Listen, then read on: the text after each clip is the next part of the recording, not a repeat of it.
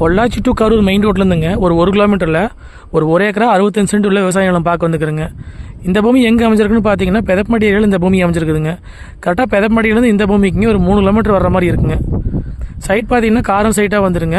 மேற்கு பார்த்தும் வடக்கு பார்த்தும் அமைஞ்ச காரம் சைட்டுங்க. இது காடு பார்த்தீங்கன்னா தார் ரோட்டு விட மேலே தான் இருக்குங்க. சுற்றியுமே வந்து தென்னந்தோப்பு தான் இந்த பூமி அமைஞ்சிருக்குதுங்க. இந்த பூமிக்கு பார்த்தீங்கன்னா கிணறோ சர்வீஸே கிடையாதுங்க. பிஏபி வாய்க்கால் தண்ணி மட்டும் பாய்ங்க.